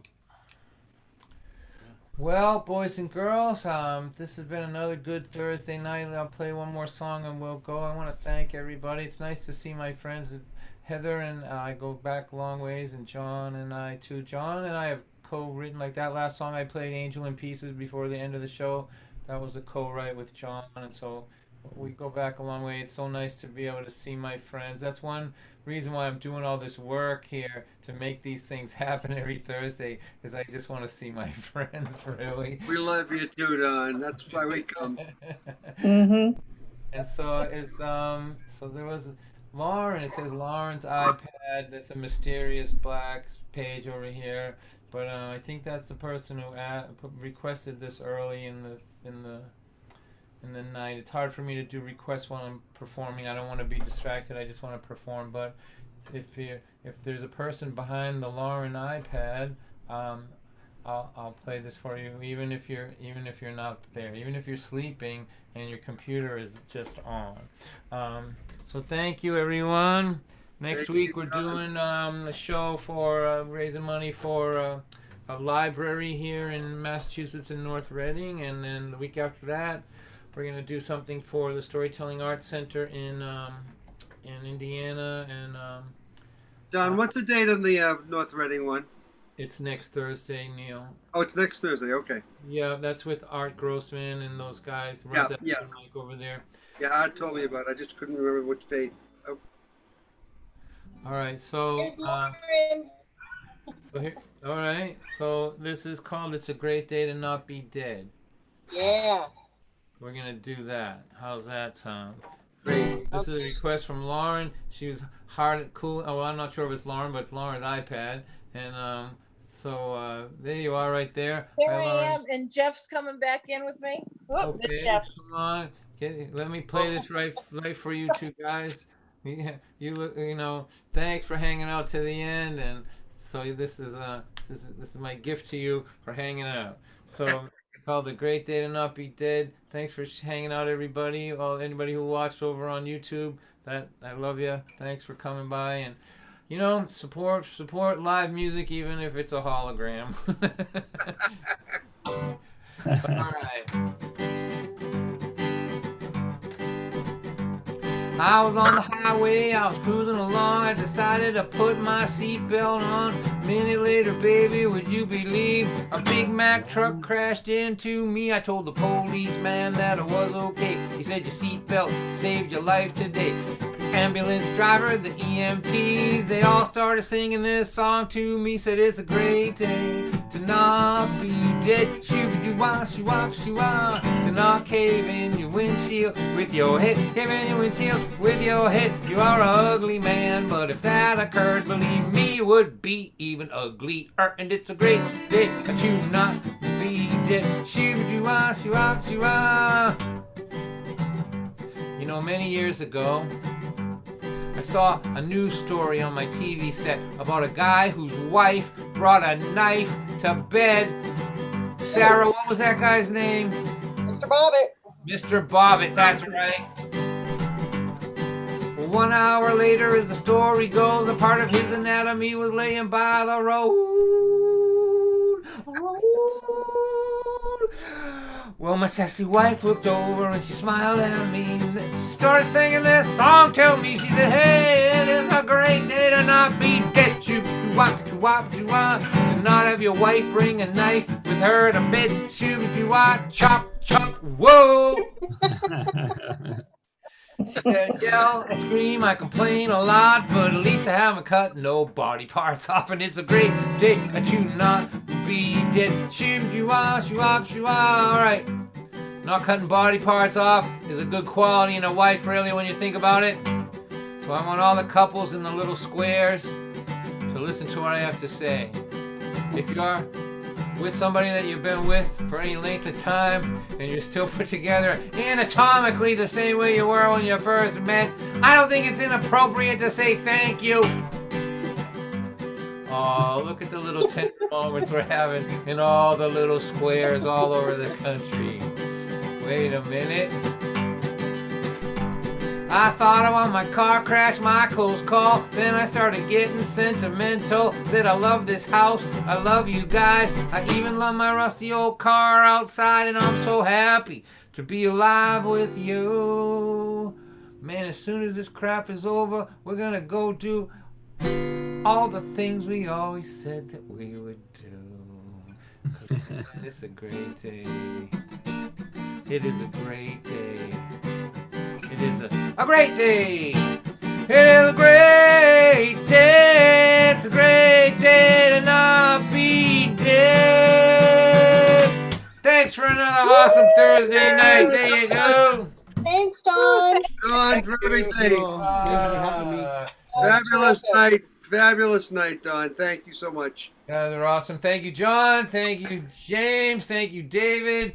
Alan D. Bay from Kansas. Kansas represented in the house. Nebraska represented in the house. How about that? All Great. right. And I think, go ahead. So that's it. We can all stare at each other, or we could go home. Be careful driving, everyone. Who blinks first?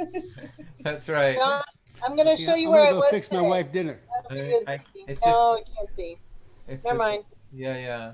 You can send that to me. I will. It was beautiful.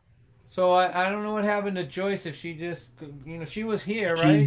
Yeah, she said Zoom froze. She's over on YouTube. She was in the chat on YouTube. Oh, she froze on her. Yeah, okay. Yeah. But I want to thank Joyce for all of this. I mean, she really did. She does a lot for the world, and we're glad to She's be able to great. help her out. She's and great.